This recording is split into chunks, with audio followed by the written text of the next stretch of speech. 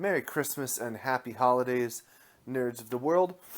Today, I am feeling quite under the weather as it is raining and pouring outside and nearly only 2 days before Christmas. So this is going to be like, I am sure, my lowest quality and least high energy video that I've done. You know, I'm just like sitting around in my sweatpants and being gross and reading comics and stuff, so I figured I wanted to do something for this week, and since I didn't really have any particular interest in doing like a full-blown review, I thought what I would do is start something that I've been meaning to for a while, which I thought would be kind of easier to do, which is to look at a bunch of books that I picked up and just start doing haul videos. In the future, what I plan on doing, I guess, is sort of hauls every half of the month, so like a mid-month haul and then an end-of-the-month haul. Today, it is almost the end of December 2015, so I thought I would do one that encapsulates basically most of my December, or all of my December, and then a little bit the end of November stuff that actually showed up in December to my door. So it's going to be bigger than usual because, like I said, it's a whole month. So this is my December 2015 haul. No particular order in the way that I'm going to be talking about this stuff. Sort of from building an excitement. I'm not really sure. It's all kind of next to me, so I'm just going to pull whatever I have and then talk about it for a moment. And yeah, you know, most of this stuff is probably going to be similar to what other channels are picking up for around this time. Like I definitely, you know, pick up weekly books from in-stock trades or from Amazon, weekly hardcover and graphic novels. So most people that collect hardcover and graphic novels probably going to have a similar haul, but maybe there's some interesting stuff in here. You know, there definitely is some different stuff in here, so happy to talk about that, and let's get right into it with this first one I picked up, which I actually don't know what month this is from, but this is the Jack Kirby Heavy Metal magazine, issue 276. This one has some Jack Kirby stuff, the Lord of Light material that he did, and it is colored by colorist unknown to me, Barry Geller was the producer. The colorist is, I'm not sure, but basically they did this Mark Englert, I guess. So they have unearthed all of these Jack Kirby sketches and composites that he did for the ideas of like Lord of Light, the movie adaptation of Roger Zelazny's book. And also, there's like this whole article about turning it into a theme park. It's all kooky and weird and crazy, but it really is cool. The coloring is interesting, but it's not my favorite. Like, it's pretty over the top, psychedelic, bright colors. Sorry for the lighting. Like I said, it's really rainy and crappy, so I don't know how well you can see it. But pretty cool if you're interested in Jack Kirby stuff. Heavy Metal also has a bunch of prints of these available on their website, so Heavy Metal 276, pick that up, and nice just to have like a little collector's item for Jack Kirby fans out there, but, you know, not essential.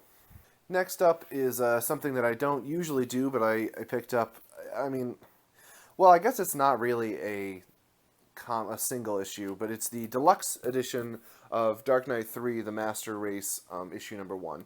So if you've been following Dark Knight 3, the way they're going to be doing it, it's very, it was very strange and convoluted, but now that it sort of is out there, I don't hate it totally. But basically, they released the original one, the original normal issue, like a normal-sized issue. This is like a sort of pseudo hardcover, very thin, but they released the normal-sized issue, and then there's also a mini-comic in the issue, which gets released normally, and then like 2 weeks later, half a month later, they collect both the mini comic and the regular comic into like these oversized, they call it paper on board hardcover. It's sort of like a very, very thin hardcover. It's just glued in there. It's not like the best of quality, but it's kind of cool. There's going to be 8 of these, and then the 8th one's going to come with a slipcase. So, I mean, I'm sure I'm going to end up picking up the collected edition that's like nicer along the line, but this is kind of a neat collector's item, so just figured I would grab it and, you know, see if I enjoyed it, read them when they all come out.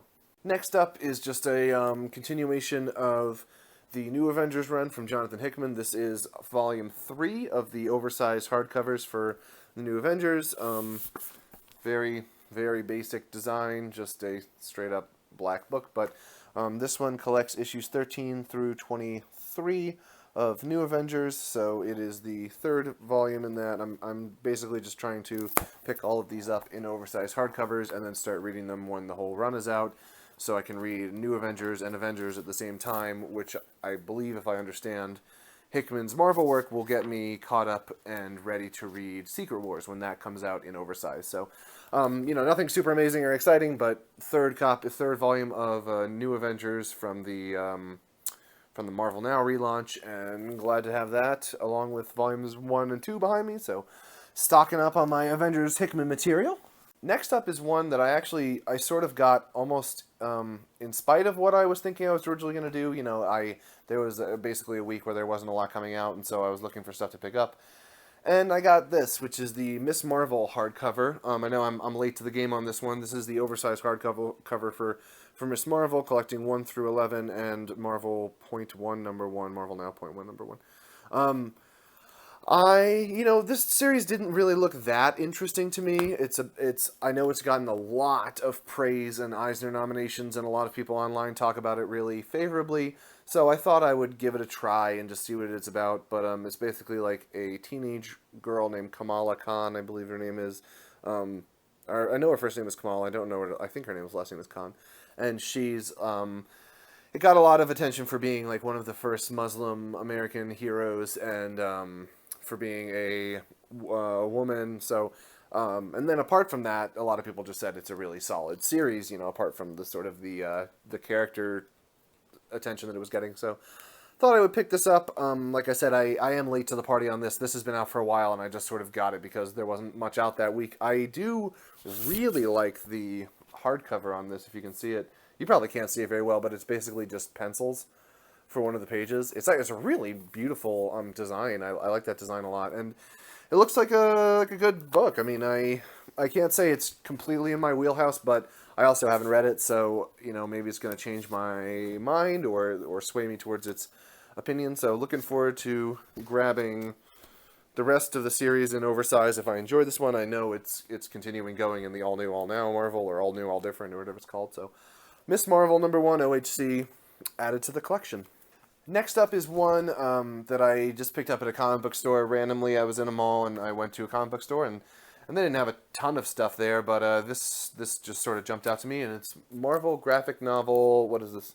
Number 7, Killraven, from Don McGregor and P. Craig Russell. This is part of the Marvel graphic novel line. If you are familiar with those, they were around, I believe, in like the I would guess like, I don't know if it was late 70s or if it was more like 80s. I'm not sure what the time period on this is, but I think it was more like mid to late 80s. And this was basically Marvel did a bunch of standalone graphic novel series. They were all not related to each other. Killraven is number 7, but Star Slammers, Walt Simonson's property was one of them. Like New Mutants, I think, is probably the most famous one. That was like number 4 or something. So I think there was something like maybe in the high 20s to 30s of these. So definitely I'd like to collect some of them if I can. This one was $9, so it's like relatively cheap, and I like P. Craig Russell art. I don't know really anything about this, but yeah, Marvel graphic novel number 7, Killraven. There was also Jim Starlin had one, but I forget what. It's one of his characters, like sort of looks similar to this, kind of like sword and sorcery in space. So I haven't read this yet. Like most of these books, I just sort of have picked them up for collecting, and I'm going to read them eventually. But yeah, I'll tell you what I think eventually when I get around to it. I'll probably do a video on Marvel graphic novels at some point, sort of showing what kind of stuff was collected in that line. Next up, we have more Marvel, and this is the all-new X-Men number 3. The third oversized hardcover from Brian Michael Bendis' run on All New X-Men for Marvel Now. This collects X-Men, All New X-Men 22 through 30, as well as Guardians of the Galaxy 13 through 11, which were all written by Bendis. He's writing Guardians and X-Men at this time. And yeah, I have 1 and 2. Basically, I'm just with most of the Marvel Now books, I'm trying to collect all of the ones that get released in oversized, so I can sort of get a pretty good idea of the run. It was a relatively limited thing, since Marvel is now relaunching with the all new, all different. So Marvel Now is sort of contained within a set of a couple, maybe 3 years or however long it was. So it should be pretty easy to collect most of the things from that time period if you are looking to grab it. I really like the inside cover on this one a whole lot. Sorry for the lighting once again, but it is a really nice like spread fold out. Really, really gorgeous. And yeah, Brian Bendis also has Uncanny X-Men that he was writing at this time, and unfortunately none of that has been collected in oversized yet, so I'm not sure. There's been people talking on the internet about how they're probably going to collect that in just one omnibus, so if that's the case, I'll pick that up then, and if not, I'll just wait for the collections. And I think a lot of them, basically, you are supposed to, from what I understand, kind of bounce between the issues and read them, all new and then Uncanny, and all new and then Uncanny, or at least cross over to some extent, because there is a lot of shared X-Universe stuff going on between these books. So, All New X-Men number 3, another edition. Here was one that's pretty cool. I have enjoyed everything that I've read from this author so far, which is Grant Morrison's Kid Eternity. This is the deluxe edition. Grant Morrison and Duncan Fegredo? I'm not sure. I have never read this before. It's a Vertigo book. And so far, basically, DC and Vertigo seems pretty committed to collecting everything that Grant Morrison has done in either absolute or oversized format. So this is another nice addition to that. It does have a more painted art style, which I'm not, crazy wild about, but it looks cool. It does look very neat, so glad to have this, and it's a really nice quality, as all of Vertigo's stuff is, with a lovely little slipcase on there, and it's actually the same art on the slipcase and the inside of the book, so pretty thin, but nice to pick up. It was really reasonably priced, like $25 retail, so I got it for like $12 online. So, yeah, nice to pick up if you're interested in Grant Morrison and continuing to collect all of the stuff that he's done in oversized hardcover. Here's one that I was excited to see when it was solicited. I was not sure how this was going to be collected, really, but this is The Private Eye by... why am I blanking on his name? Brian K. Vaughan, I was going to say Bendis. Brian K. Vaughan and Marcos Martin. This is really interesting. It is the hardcover collected version of their Pay What You Want webcomic. So The Private Eye was released by by Vaughan and Martin on the Panel Syndicate, which is their website for basically pay-as-you-want delivery of PDF and other comic book files. So they released this, and as you can see, it's like widescreen sort of comic strip form. They released this for free. I think there's 5 or 6 issues in here, and you could pay $0, or you could pay $1,000 or whatever. But I've read some interviews with them, especially with Vaughan, saying how they were able to make actually a lot of money doing this, and a lot of people were willing to pay for the content. And this book itself, when it was solicited, I was excited because I wasn't sure if we were going to see a print version of it. And Image put it out, and $50 is, I think, pretty hefty for the thickness of this. Like, it's not a super thick book, and it's not like incredibly deluxe or anything. I mean, it is the only collected version of that online sort of sales method that they were doing. But I'm glad to have this in the collection. It's basically a story about in the future where the cloud, the cloud of data, of information is broken or hacked into, so everybody's stuff is everywhere on the web, and privacy is like the new currency almost. Like, everybody is very, very highly guarded about their privacy post breakdown of all this information. So it's about kind of like this scandal and a detective, a PI, unlicensed private investigator who is basically investigating all these different occurrences in this future where everybody is very guarded of their privacy. So what I've read so far, which I think was the first 3 or 4 issues, I really, really dug. So I'm excited to crack into this one and get the hardcover, physical release of it in the collection. Unfortunately, I wish that these horizontal printed books came with like slipcases, so you could put them sideways like this. Like, I would love to be able to put it sideways and then have it say, The Private Eye on the side, if that makes sense, but it doesn't. So I have a couple of these horizontal strip format ones, and I guess I'll just have to start a little shelf collecting those, but it's not as easy to fit into the collection, and I am sort of, weirdly excited by things lining up and fitting well. So for me, it's a little bit of a bummer. But definitely, if you like Saga or Brian K. Vaughan stuff, Why the Last Man, you should definitely check it out because his writing is consistent and Marcos Martin's art is really cool on that too. Another Image Deluxe we have here is Rat Queens. This is the deluxe copy, which collects, I think, the first 10 issues of Rat Queens. It's not a series that I have read. I was a little hesitant to get into it. I definitely wasn't going to pick it up in single issues because it just didn't really speak to me that much. It's about kind of these four I guess archetypical Dungeons and Dragons-esque characters, but they're all women, and so they all speak in a very modern way. Like there's modern swearing and dialogue. I'm not really sure how to say it, but it almost sounds like you're listening in on a bunch of like 20-some-year-old women play like a really, really filthy game of Dungeons and Dragons and all of the craziness that they get into. And it's sort of all about them being these amazing adventurers, but having all these kind of false starts and sleeping and fighting, or, sleeping with everybody in the towns and getting into brawls and drinking too much and doing all this stuff. And I know a lot of people online have been really hyped on this series. I'm excited to read into it now that the deluxe is out. I definitely am going into it a little bit, I don't know, the wary or whatever it is. Like I do feel like it has a sense of humor, or maybe a sense of itself, which is a little bit too rooted in kind of like internet culturedom. So I don't know if it's going to be my favorite thing, but I'm excited to give it a whirl. And yeah, so far it looks cool. So there you go. One from DC this time. This is the iZombie Omnibus. I guess there's already a Marvel Zomnibus, so they weren't going to use the iZombnibus, but that would have been kind of cool. This is the collection of the complete iZombie comic book from, I know Mike Allred does the art, Chris Robertson does the writing, and then Mike Allred does the art, and Laura Allred colors it.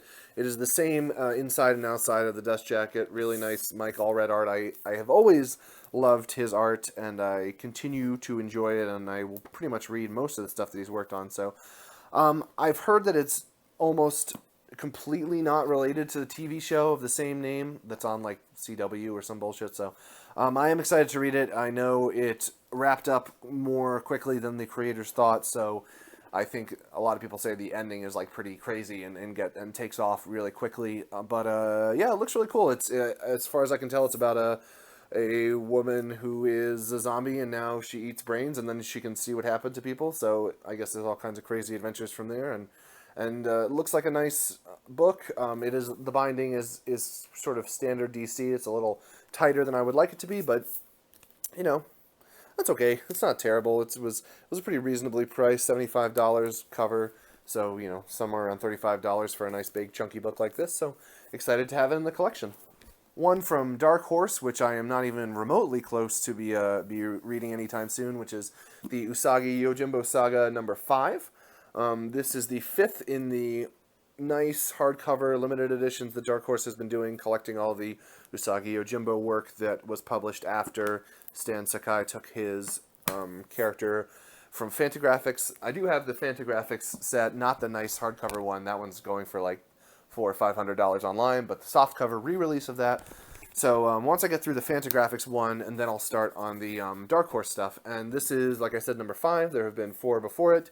They are all signed by Sakai. He was doing, it's kind of funny actually, he was doing little Usagi sketches in the fronts of these. Like there were little sketches of the rabbit Ronin, but I guess he stopped doing the sketches and all of them and started just doing sort of swirls. So it's kind of funny if you were really enjoying the little rabbit sketches in there. It looks like you're not going to get him anymore, or at least not for number 5. Maybe his hand was tired, but I have number 589 of 1500. So if you're interested in Usagi Yojimbo, I'd recommend jumping on these because number 1 is out of print and is very expensive, the hardcover. So eventually there will probably come a time when 2, 3, 4, and 5 are out of print as well. It may be more difficult to find. So grab on these if you're interested. It's sort of like anthropomorphic samurai, black and white. I wouldn't say all ages, but it definitely has like a sort of possibly young adult bent to it. Like, it does definitely kind of move at a pace or tackle different ideas that wouldn't be inappropriate for maybe a teenager or a younger comic book reader to get into. So now we get into the Mac Daddy stuff, the big stuff. I guess I'll do the Absolute Edition first. This is the Absolute Court of Owls, Absolute Batman Court of Owls, the first 11 issues from Scott Snyder and Greg Capullo's Batman run. Was just released, I think maybe 2 weeks ago, and it is nice because there has not been an oversized collection of Snyder and Capullo's Batman yet, and I am someone who would rather wait and read the content in the most premium format that I can, rather than read it once and then read it again in a more premium format. So I was definitely waiting to pick this series up in either Absolute or in Omnibus or whatever. So, you know, I don't know if they're going to continue to collect the entire run. I think they're at like issue 44 or 45 or something like that right now. I don't know if they're going to continue to collect that whole run in Absolutes. It definitely seems like there are some discrete storylines that they could collect in Absolutes, like, you know, 10 to 11 or maybe 5 to 6 issue arcs that could be collected. So I don't know. We'll see if we end up with a whole run of Absolutes. I can't say either way, but at least for this one, I was glad to pick this up. The book itself is really beautiful, and the binding and the art and everything is awesome. So even if this is the only one from the Snyder run, I'm glad to have it, and then I'll pick up the Omnibus some other time. But pretty cool book, all things considered. Then we have a really nice find, a Marvel Motherlode find, which is the Uncanny X-Force Omnibus from Rick Remender. If any of you guys are familiar with the omnibus collecting scene, this is one of the most sought-after ones right now. It's not been reprinted since it was originally printed, which was not that long ago, but it collects the whole Uncanny X-Force run from Remender with art by Jerome Opeña mostly. And it's 35 issues plus 2, like, half issues plus a couple collected content from a few different other, like, side stories and stuff. So it's roughly 35-ish issues. I was able to score this for a pretty good deal. It is, I think, usually going online for somewhere in the 250 plus range, I would guess, or at least at 175 plus, but I would say probably closer to 250. Pretty expensive. And I was able to get it for right around 130. So I was pretty happy about that. Just good eBay hunting. It's not in the best shape. Some of the corners are a little bent, and it does kind of wonk out a little bit. Like the binding is not super tight. So it's, I think, probably roughly worth what I paid for it. Like, I don't think it is worth the $200 that a pristine copy would command, or a sealed copy. So, but I'm glad to have it. I really like Rick Remender, and I have wanted to read this for a while. So, glad to pick it up. I'm probably gonna curse my purchase when a reprint is announced in the next solicitation books, and then I can get it for $65 instead of $130. But it is what it is. Glad to pick it up and looking forward to checking it out because I've heard only great things about this book. And now, many tissues later, we have reached the true mamma jamma of this haul, the most exciting pickup in my opinion, which is volumes 1 through 5 of Akira in hardcover limited edition format from Graffiti Designs. These came out during the late 80s, I believe, maybe in through the early 90s, I think, and they collect the colored versions, which I have talked about previously in my collection video, the colored versions of Akira from Epic Comics. So Epic, which was a branch of Marvel, put out colored versions of Akira in the late 80s through the early 90s. And there were, I think, 38 issues of that, I believe. And I thought that was basically the only way to read the series in color. But it turns out that there were these super limited edition, there's like 1,500 copies of each one made, numbered copies that Graffiti Designs put out, which are standard size hardcovers which bind the colored versions together. If you know about Graffiti Designs at all, they are a kind of premium format hardcover and artist edition production company. They work a lot with DC for a lot of their stuff, like a lot of the DC what are they called? Gallery editions, like for Ronin, for Sandman, for League of Extraordinary Gentlemen. There's a Batman one. And there's going to be a Dark Knight Returns one coming out very, very soon.